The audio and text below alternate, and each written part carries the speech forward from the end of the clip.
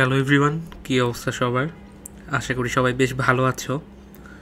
HSC physics first পেপারের 6th chapter যেটা gravity and gravitation, এইটার উপরে আমরা ফার্স্ট একটা কনসেপচুয়াল প্রবলেম নিয়ে আসছি। অ্যান্ড এই প্রবলেমটা ইজি প্রবলেম। তো চলো আমরা প্রবলেমটা ফার্স্টে অ্যাপ্রোচ করি। আর একটা কথা বলে রাখি, এই প্রবলেমটা অলরেডি বিভিন্ন জায়গায় আসছে। এটা তোমাদের রিনাউন্ড একটা প্রবলেমই হওয়ার কথা আমি আশা করি, কারণ বিভিন্ন কম্পিটিটিভ এক্সাম যে বাংলাদেশে আছে না, এই প্রবলেমটা কিন্তু দেয়। এই প্রবলেমটা হচ্ছে মেইনলি একটা ইন্ডিয়ান বইয়ের প্রবলেম, অ্যান্ড মেবি এটা আইআইটিতেও আসছে। আচ্ছা, তো চলো আমরা ফার্স্টে প্রবলেমটা পড়ি, দেন আমরা সলভ করা স্টার্ট করি। ওকে, তো দেখো ফার্স্টে কি বলছে, আর ব্যাসার্ধের একটি গোলকের মধ্যে একটা ছিদ্র করা হয়েছে। ঠিক আছে, একটা ছিদ্র করা হয়েছে। এই হোয়াইট যে অংশটা দেখতেছো এইটাই হচ্ছে সেই ছিদ্রটা।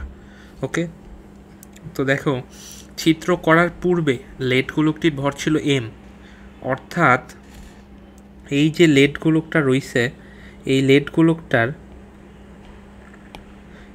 গোলকটার পূর্বের ম্যাসটা ছিল কত?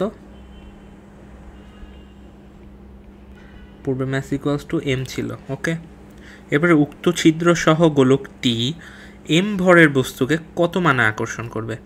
অর্থাৎ এই যে পূর্বের ম্যাস, ঠিক আছে, এম, এখান থেকে যে আমরা ছিদ্র করে নিছি এই যে পুরো একটা অংশ, ঠিক আছে, এই ছিদ্র করার পরে পরবর্তীতে এই ছিদ্রকৃত অংশ সহ তোমার হচ্ছে আরেকটা যে বস্তু আছে এম ভরের একটা বস্তু, এটাকে কি মানে আকর্ষণ করবে এটাই আমাদেরকে বের করতে বলছে।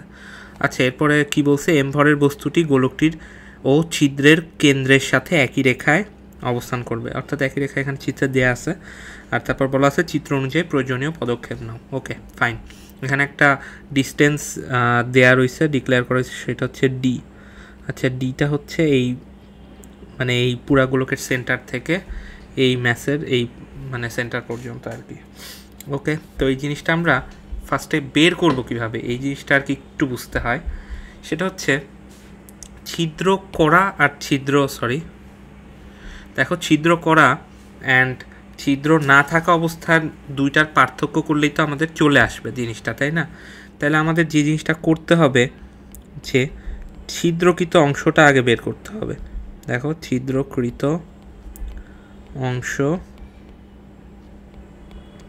অংশটির হিসাব আগে করব।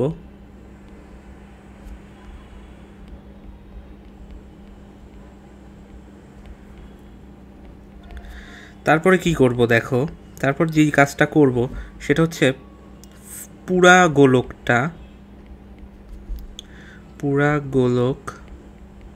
বা স্ফেয়ার আর কি, পুরা গোলক ও ছিদ্রকৃত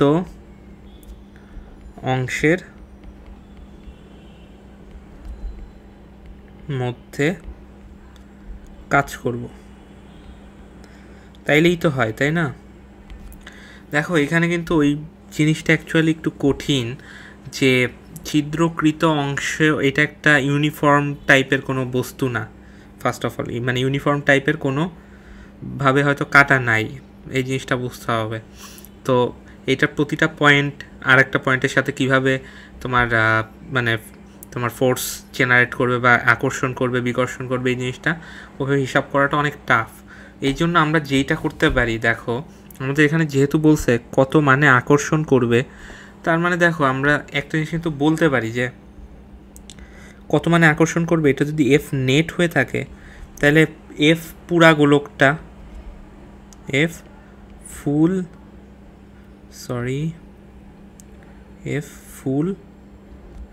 স্ফেয়ার মাইনাস এফ ছিদ্রকৃত অংশটা যেটা, তাহলে এটাকে হচ্ছে কাটই লিখছি। ওকে, দেখো মানে আমি যে জিনিসটা বলতে চাচ্ছি ভাই, সেই জিনিসটা হচ্ছে দেখো এই যে পুরা গোলকটা রয়েছে না, এই গোলকটা এই এম ভরের ম্যাসটাকে যে মানে এম ভরের বস্তুটাকে যেভাবে আর কি আকর্ষণ করবে, ওইটা থেকে আমার এই পুরা ছিদ্রকৃত অংশর আকর্ষণ মানে বলটা বিয়োগ করে দিলেই তো এই যে পুরা যে ইটা রয়েছে তোমার সার্কেলটা রয়েছে, সরি স্ফেয়ারটা রয়েছে ছিদ্রকৃত অবস্থায়, ঠিক আছে, ছিদ্রকৃত অবস্থায় যে স্ফেয়ারটা রয়েছে তখন সেই অনুযায়ী ফোর্সটা আর কি আমরা বের করে আনতে পারবো। অর্থাৎ এই দুইটার মানে সাবস্ট্রাকশনের মাধ্যমে অ্যাকচুয়ালিতে আমরা জিনিসটা বের করে নিয়ে আসতে পারবো। তার মানে আমাদের এই ছিদ্রকৃত অংশটার ম্যাচটা আগে লাগবে ভাই। তো এই ম্যাচটা বের করার জন্য চলো আমরা একটু চিত্রটা আর একটু মানে ভালো মতো আন্ডারস্ট্যান্ড করি।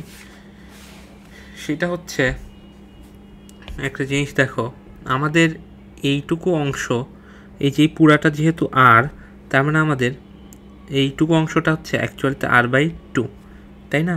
এইটুকু অংশ আমাদের r/2, ওকে। তো এরপরে দেখো এইটুকু অংশ তাইলে আমাদের কত, এইটুকু অংশটা দেখো d-r/2, এইটুকু তো বুঝছো আশা করি, কারণ এই পুরাটা ছিল ডি, এই যে আমি পিঙ্ক কালার দিয়ে দেখাচ্ছি, এই পুরাটা আমার ছিল ডি, ওকে।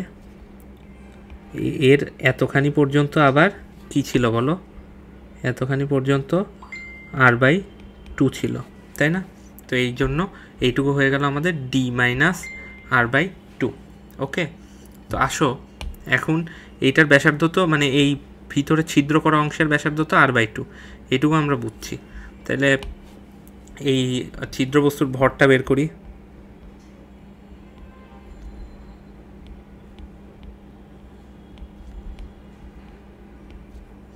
ছিদ্রবস্তুর ভর ইজ ইকুয়ালস টু কত দেয়া যায়? আচ্ছা, ছিদ্রের আয়তন নিতে হবে, ছিদ্রের আয়তন ইন্টু এর ঘনত্ব, কারণ যেই অংশটুকু আমরা কাট করছি ভাই সেই অংশটুকু তো এই গোলকেরই, তাইলে এর ঘনত্বটাও সেমই না। তো দেখো ছিদ্রের আয়তন ইন্টু এর ঘনত্ব, এখন ছিদ্রের আয়তনটা কত, 4/3 পাই, এখন এইটুকু দেখো r/2, এই যে এইটুকু বারবার বলতেছি r/2, তাই না?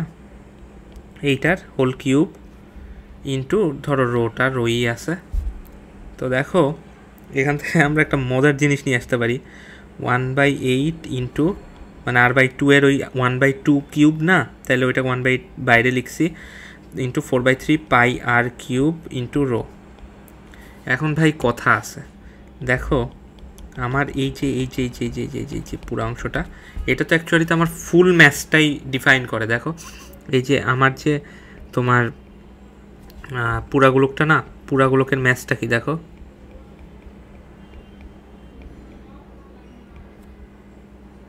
পুরা গোলকের ভর is equals to M, M মানে ভি ইন্টু রো, অ্যান্ড এইখানে এই ভিটা কত ছিল ভাই, এই ভিটা অবশ্যই ছিল তোমার কি 4/3 পাই আর কিউব, কারণ এখানে আমার পুরা রেডিয়াসটা আর ছিল, তাই না? তো একটু খিজিবিজি হয়েছে, সরি। তো এই পুরো অংশটাকে আমরা কি লিখে দিতে পারি ফাইনালি, এই পাশে লিখি, ফাইনালি লিখে দিতে পারি 1/8 ইন্টু এম, অর্থাৎ আমার ছিদ্র বস্তুর ভরটা ফুল স্ফেয়ারের ভরের 1/8 অংশ, ওকে। তাহলে এবার আসো আমরা এফ নেটটা লিখে ফেলি ভাই। F net is equals two পুরা গোলকের যে মানে আকর্ষণ বলটা ছিল জি ইন্টু বড় গোলকের এম, আর ওই ছোটোটা বস্তুর ভর মানে ছোটো হাতের M, sorry, divided by D square, কারণ দেখো পুরা ডি দূরত্বটায় সে মানে কভার করছে আর কি, ডি স্কোয়ার বিয়োগ, এখন আসো দেখো জি এখানে ওই কাট করা অংশটুকুর ভর ছিল m/8, অর্থাৎ গোলকের 1/8 অংশ, ইন্টু যার সাথে আকর্ষণ বল ছোটো হাতের এম, ডিভাইডেড বাই এখানে একটা কথা আছে, আমি যে আগে d/r/2 বের করলাম না, এই দেখো এই যে একে বের করলাম না, এইটাই তো এদের মধ্যবর্তী দূরত্বটা। কেন বের করছিলাম এবার বুঝতে পারছো? ওকে, দেখো d-r/2 এর হোল স্কোয়ার, ওকে। তো এই জিনিসটা ফাইনালি হিসাব করলে যে জিনিসটা আসে সেটা এরকম, G M M divided by D স্কোয়ারটা হবে না হয়তো, আচ্ছা একবারে লেখার দরকার নাই, GMM into 1/d square minus 1/d minus r/2 এর হোল স্কোয়ার। ওকে, এটার আবার ফুল ব্র্যাকেটে। তো আমাদের মেনলি এইটাই অ্যান্সার। বুঝতে পারছো, প্রশ্নটা কিন্তু অনেক ইজি প্রশ্ন, এটা আমি আসলে খুব মানে কঠিন প্রশ্নের কোনো কাতারেই পড়ে না আমি বলবো, বাট এই প্রশ্নটা একটু মানে ট্রিকি, যে ওই ছিদ্র বস্তুর আয়তনটা, ভরটা, ওইটা একটু ঠিকভাবে ক্যালকুলেট করতে হয়। অ্যান্ড লাস্টলি মানে একটু রাশিযুক্ত ম্যাথ, তো অনেকে একটু নার্ভ ধরে রাখতে পারে না। তো এখানে যে এক্সপ্রেশনটা যে লাস্টে আসলো, এখানে যদি ডি এর ভ্যালু আর আর এর ভ্যালু দেয়া থাকতো, আর এম এর ভ্যালুগুলোও যদি দেয়া থাকতো, তাহলে একটা সুন্দর একটা নিউমেরিক্যাল ভ্যালু চলে আসতো, এটা নিয়ে কোনো সমস্যা নাই। তো এখানে মনে হয় আমাদের একটা পেজ এক্সট্রা আছে, ওইটা আমি ডিলিট করে দিচ্ছি। তো ফাইনালি থ্যাংক ইউ ভাই, ভিডিওগুলা তোমরা চাইলে ভালো লাগলে ফ্রেন্ডদের মাঝখানে আর কি শেয়ার করতে পারো। অ্যান্ড তাইলে আজকে এই পর্যন্তই থাক, সামনে আরও ভালো ভালো ভিডিও নিয়ে ইনশাল্লাহ আমি আসবো। আল্লাহ হাফেজ ভাইয়া।